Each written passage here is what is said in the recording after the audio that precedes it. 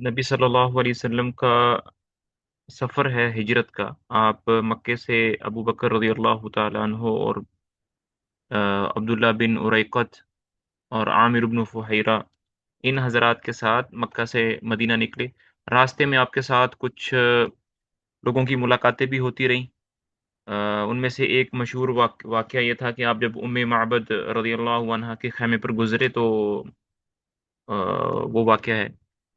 तो इसी तरह एक दूसरा वाक़या ये है कि रास्ते में सुराक़त इब्न मालिक इब्न जुअशम ने तआक़ुब किया। अच्छा, जब नबी सल्लल्लाहु अलैहि वसल्लम मक्का से निकले तो मक्का वालों ने नबी सल्लल्लाहु अलैहि वसल्लम को ढूँढने का एक इनाम रखा था कि जो भी नबी सल्लल्लाहु अलैहि वसल्लम को ज़िंदा या मुर्दा हालत में नाऊज़ु बिल्लाह लेकर आएगा, उसको 100 ऊँट तोहफ़े में दिए जाएँगे।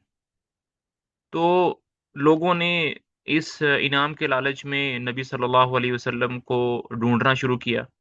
अपनी-अपनी कैपेसिटी में, अपनी-अपनी ताकत में जहाँ-जहाँ जा सकते थे, सबको फाइंड किया। लेकिन नबी सल्लल्लाहु अलैहि वसल्लम चूँकि मक्का से निकलकर फ़ौरन मदीने के रास्ते पर नहीं गए थे, बल्कि उसके ऑपोज़िट रास्ते में चले गए थे, इसलिए लोगों को फाइंड करना मुश्किल हो गया।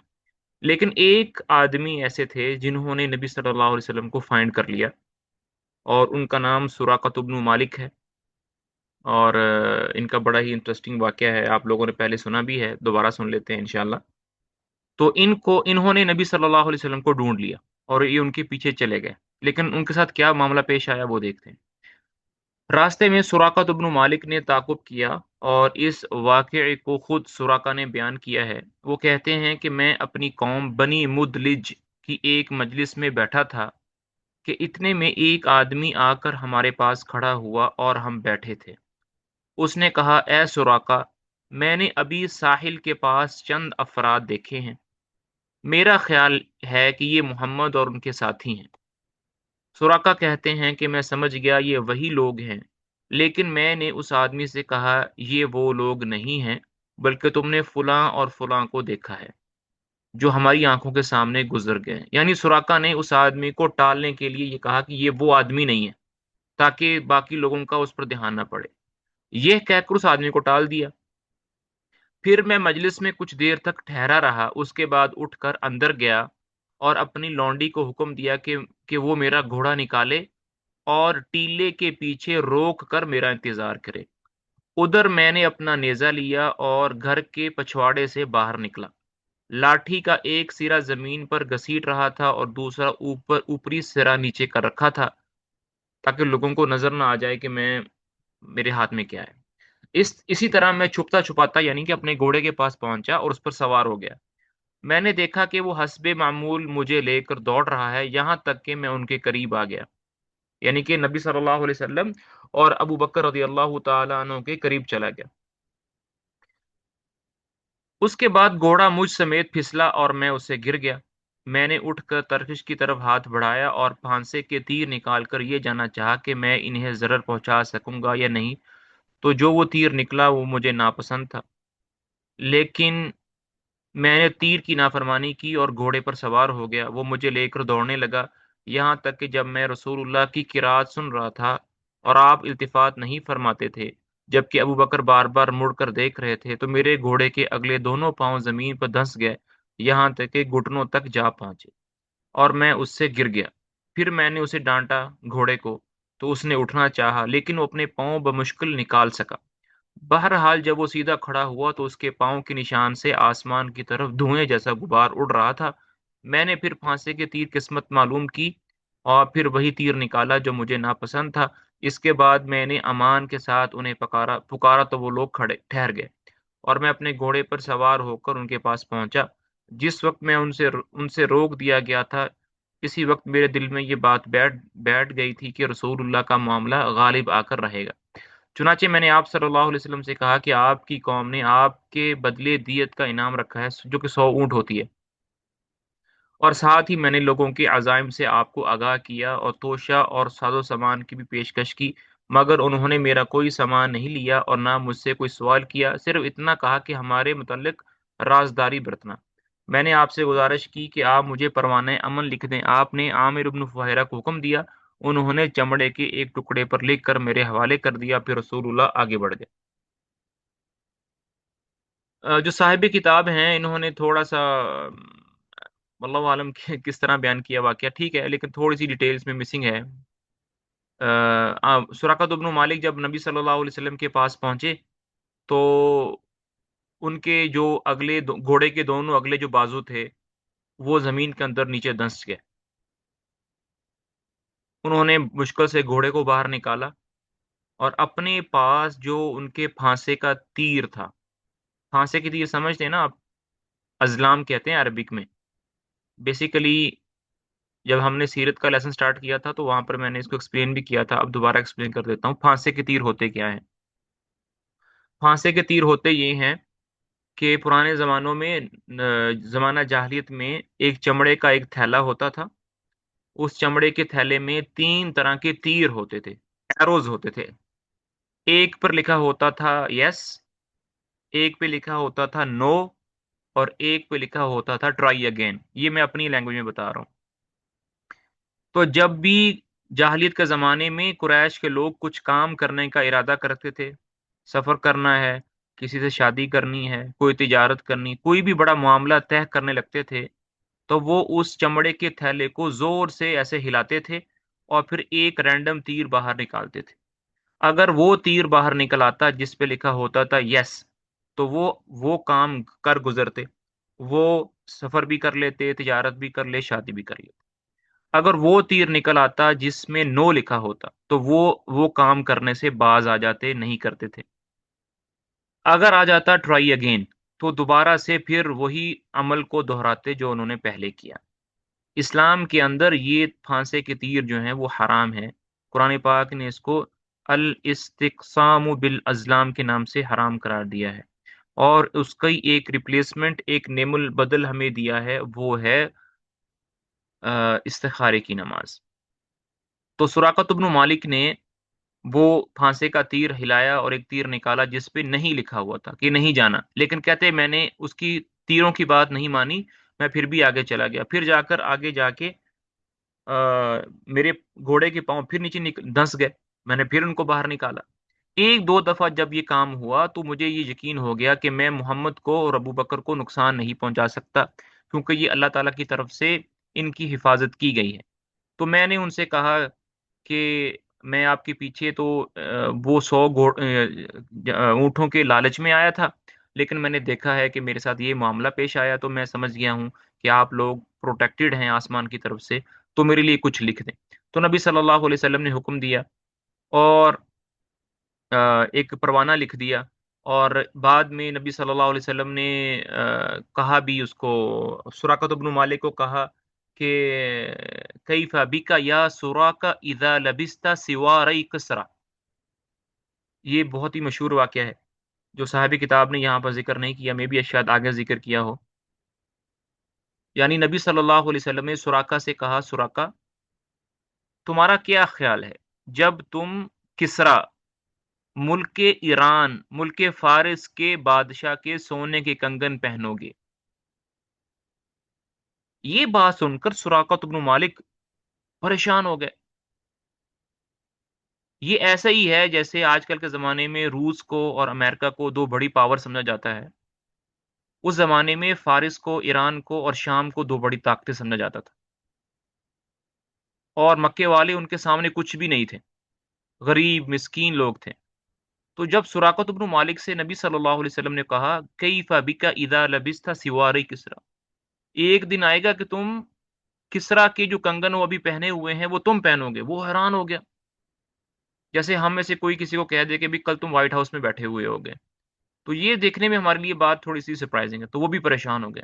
वो कहने लगे, वो जो क फ़ारिस का बादशाह है उसके कंगन? तो नबी सल्लल्लाहु अलैहि वसल्लम ने कहा, हाँ। नबी सल्लल्लाहु अलैहि वसल्लम ने उनको परवाना लिख दिया। नबी सल्लल्लाहु अलैहि वसल्लम ने 10 साल मदीना में गुज़ारे, आपका इंतकाल हो गया। अबू बकर रज़ी अल्लाह तआला अन्हु खलीफा बने, 1.5 साल उसमें गुज़ारा, उनका इंतकाल हो गया। उमर रज़ी अल्लाह तआला अन्हु खलीफा बने। सहाबा का एक लश्कर फ़ारिस गया, वहाँ पर जाकर किसरा को शिकस्त हुई। उसका जो उसके जो कंगन था, ताज था, वो माल गनीमत के तौर पर मदीना आया। मदीना के अंदर सामान की ढेर लग गए। उसमें वो ताज भी था, उसमें उसका वो लिबास भी था। عمر رضی اللہ تعالیٰ عنہ نے نبی صلی اللہ علیہ وسلم سے کے وعدے کے مطابق سراقۃ بن مالک کو بلوایا، اس کو کسرا کے وہ کپڑے، وہ کنگن، وہ تاج پہنایا اور اسے کہا چلو بھی اب چل کے دکھاؤ۔ سراقۃ بن مالک کو وہ نبی صلی اللہ علیہ وسلم کا کیا ہوا وعدہ پورا آ گیا۔ اللہ اکبر، اللہم صلی علی محمد وعلی آل وسلم۔ اس کے بعد نبی صلی اللہ علیہ وسلم آگے چلے اور یہ دوبارہ سے واقعہ ہے، اس کے بعد ہم کر لیتے ہیں۔ اگلا واقعہ یہ ہے، ایک اور واقعہ جو پچھلے واقعے سے ڈیفرنٹ ہے، وہ یہ ہے کہ راستے میں نبی صلی اللہ علیہ وسلم کو بریدہ اسلمی رضی اللہ تعالیٰ عنہ ملے۔ یہ اپنی قوم کے سردار تھے اور قریش نے جس زبردست انعام کا اعلان کر رکھا تھا اسی کے لالچ میں نبی اور ابو بکر رضی اللہ تعالیٰ عنہ کی تلاش میں نکلے تھے، لیکن جب رسول اللہ سے سامنا ہوا، بات چیت ہوئی تو نک دل دے بیٹھے اور اپنی قوم کے 70 آدمیوں سمیت وہی مسلمان ہو گئے۔ پھر اپنی پگڑی اتار کر نیزہ سے باندھ لی، جس کا سفید پھر پرا ہوا لہراتا ہوا بشارت سناتا ہوا امن کا بادشاہ، صلح کا حامی، دنیا کو عدالت و انصاف سے بھرپور کرنے والا تشریف لا رہا ہے۔ اللہ اکبر۔ آگے چھٹا واقعہ ہے، راستے میں نبی صلی اللہ علیہ وسلم کو حضرت زبیر بن عوام رضی اللہ تعالیٰ عنہ ملے۔ یہ مسلمان کے ایک تجارت پیشہ گروہ کے ساتھ ملک شام سے واپس آ رہے تھے۔ حضرت زبیر رضی اللہ تعالیٰ عنہ حضرت ابو بکر رضی اللہ تعالیٰ عنہ کو سفید پارچہ جات پیش کیے۔ قبا میں تشریف آوری۔ دو شنبہ ربیع الاول 14 نبوت کا پہلا سال ہے، یعنی ہجری نبوت کا 14واں سال ہے، ہجرت کا پہلا سال ہے۔ یعنی ہم جو ابھی جو کیلنڈر دیکھ رہے ہیں 1447 چل رہا ہے، یہ بیسیکلی اس سال سے سٹارٹ ہوا ہے جس سال نبی صلی اللہ علیہ وسلم نے مکہ سے مدینہ ہجرت کی تھی، تو وہ نبوت کا ہجری کا پہلا سال ہے۔ اور اگر اس دوسری ڈیٹ دیکھیں انگلش میں تو 23 ستمبر 622 ہجری کو رسول اللہ صلی اللہ علیہ وسلم قباء میں وارد ہوئے۔ آپ میں سے اکثر لوگ جو ہیں وہ مدینہ گئے ہوں گے، اللہ تعالیٰ ہمیں مدینہ منورہ کی اور بیت اللہ کی بار بار وہاں جانے کی توفیق عطا فرمائے۔ قباء جو ہے یہ مدینہ منورہ سے چند فاصلے پر، چند میٹرز پر ایک چھوٹی سی بستی ہے، لیکن ابھی جو ہے یہ مدینہ کا ہی حصہ بن چکی ہے۔ تو نبی صلی اللہ علیہ وسلم پہلے مدینہ تشریف نہیں لے کر گئے، پہلے قباء میں قیام کیا انہوں نے۔ حضرت عروۃ بن زبیر رضی اللہ تعالیٰ عنہ کا بیان ہے، مسلمان مدینہ نے مکہ سے رسول اللہ کی روانگی خبر سن لی تھی۔ اب تھوڑا سا مدینہ والوں کا بھی حال سن لیتے ہیں۔ مدینہ میں یہ بات مشہور ہو چکی تھی کہ نبی صلی اللہ علیہ وسلم مکہ سے نکل چکے ہیں، اور ان دنوں میں مکہ سے مدینہ کا جو سفر ہے وہ 6 سے 7 دن میں ہوتا تھا۔ تو وہ ہر روز فجر کے بعد صبح سورج طلوع ہونے کے ساتھ ہی مدینہ سے باہر اپنے گھر سے باہر نکل آتے تھے، اور وہ جگہ جہاں پر مدینہ کا انٹری پوائنٹ ہے وہاں آ کر کھڑے ہو جاتے تھے اور رسول اللہ صلی اللہ علیہ وسلم کا انتظار کرتے تھے۔ جب سورج بہت زیادہ بلند ہو جاتا تھا اور گرمی ستانے لگتی تھی تو تھک ہار کر واپس چلے جاتے تھے، اور روزانہ ان کی یہی عادت تھی، صبح آتے دوپہر کو چلے جاتے۔ ایک دن اسی طرح انتظار کر رہے تھے، کرتے کرتے دوپہر جب گرمی ہو گئی تو گھر واپس جا رہے تھے، تو ایک یہودی مدینے کا رہنے والا وہ اپنی چھت پر چڑھا اور اس نے نبی صلی اللہ علیہ وسلم اور ابو بکر کو آتے ہوئے دیکھ لیا، اور اس نے اپنی چھت پر زور سے پکارا، اے مدینے والو تمہارا ساتھی آ گیا۔ لوگوں نے دوڑے لگائیں نبی صلی اللہ علیہ وسلم کو ریسیو کرنے کے لیے، استقبال کرنے کے لیے۔ جیسے میں نے پہلے عرض کیا کہ نبی صلی اللہ علیہ وسلم تھوڑے نوجوان لگتے تھے، ابو بکر رضی اللہ تعالیٰ عنہ پر بزرگی کے اثرات تھے، تو جنہوں نے ابو بکر کو اور نبی کو پہلے نہیں دیکھا تھا وہ یہی سمجھتے تھے کہ ابو بکر نبی ہیں، کیونکہ وہ زیادہ بزرگی کی طرف تھے۔ تو ابھی وہ واقعہ تفصیل سے سنتے ہیں۔ ایک حضرت عروۃ بن زبیر رضی اللہ تعالیٰ عنہ کا بیان ہے، مسلمانان مدینہ نے مکہ سے رسول اللہ صلی اللہ علیہ وسلم کی روانگی کی خبر سن لی تھی، اس لیے لوگ روزانہ صبح حرہ کی طرف نکل جاتے تھے۔ حرہ جو ہے ایسی سرزمین کو کہتے ہیں جو کہ جلی ہوئی ہوتی ہے۔ اگر آپ حضرات تشریف لے گئے ہیں مدینہ میں، اور آپ نے دیکھا ہوگا کہ مدینہ سے جب مکہ کی طرف جاتے ہیں تو جیسے ہی مدینہ سے باہر نکلتے ہیں تو آپ کو لگے گا کہ پہاڑ جلے ہوئے ہیں، زمین جلی ہوئی ہے، اور چھوٹے چھوٹے چٹانیں ہیں جو کہ بالکل کالی سیاہ ہیں، جیسے ابھی کچھ دن پہلے وہاں پر آگ لگ کر ختم ہوئی ہے۔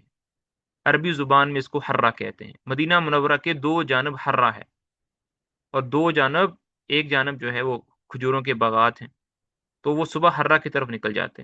آپ صلی اللہ علیہ وسلم کی راہ تکتے رہتے، جب دوپہر کو دھوپ سخت ہو جاتی تو واپس چلے جاتے۔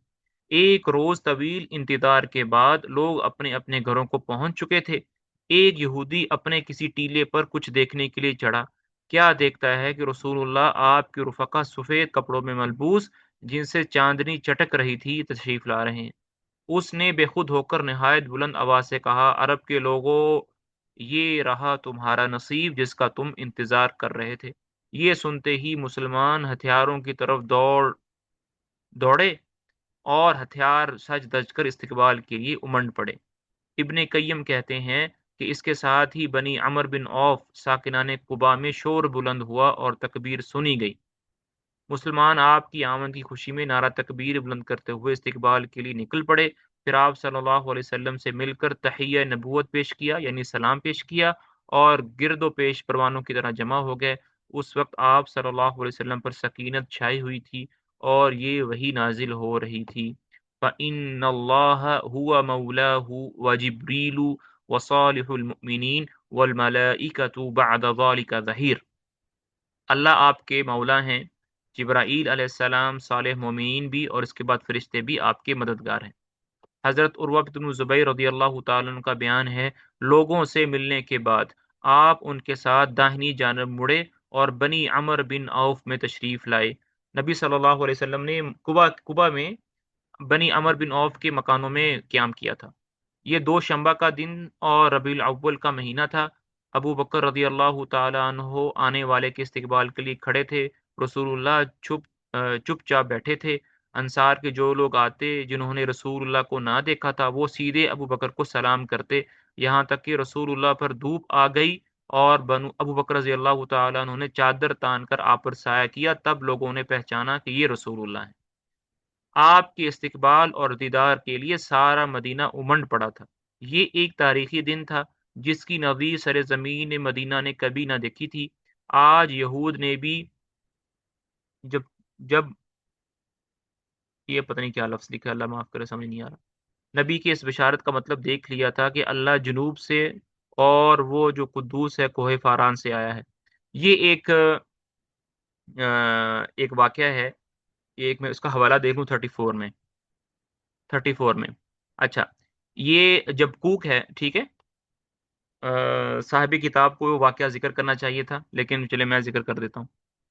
یہود کی جو کتاب ہے تورات، اس میں ایک چیپٹر ہے جبکوک، جیسے ہمارے چیپٹرز ہیں نا، آل عمران ہے، بقرہ ہے، اس طرح۔ تو جوز کا ایک بک، بائبل میں ایک چیپٹر ہے جبکوک۔ اس میں اللہ تعالیٰ نے اور ان کے موسیٰ علیہ السلام نے اور عیسیٰ علیہ السلام نے بشارت دی تھی کہ اللہ تعالیٰ جنوب سے اور فاران سے کی طرف سے ایک نبی کو بھیجے گا۔ تھوڑی بات لمبی ہو جائے گی، یہاں پر ہم چیپٹر کلوز کرتے ہیں، یہ سبق کلوز کرتے ہیں، لیکن ایک بات کرنا بہت ضروری ہے۔ دیکھیں، مدینہ منورہ میں یہود کے 3 قبیلے رہتے تھے، ایک بنو قینقاع، ایک بنو نذیر، اور ایک بنو قریظہ۔ یہود کے یہ 3 قبیلے مدینہ میں اس لیے آئے تھے کہ ان کی کتابوں میں یہ ذکر تھا کہ آخری نبی جو ہے یثرب سے نکلے گا، یعنی مدینہ سے نکلے گا۔ یہود کا جو اصل ملک تھا وہ تو فلسطین تھا، تو وہاں سے یہ لوگ مائگریٹ کر کے آئے آخری نبی کو فائنڈ کرنے کے لیے، اور مدینہ منورہ آ کر ٹھہرے۔ اب وہ نبی کے آنے کا انتظار کر رہے تھے۔ تو ایک صحابی رسول ہیں، ان کا نام میرے ذہن میں نہیں ہے، وہ کہتے ہیں کہ میں چھوٹا سا بچہ تھا تو ہمارے ہمسائے میں ایک یہودی رہتا تھا۔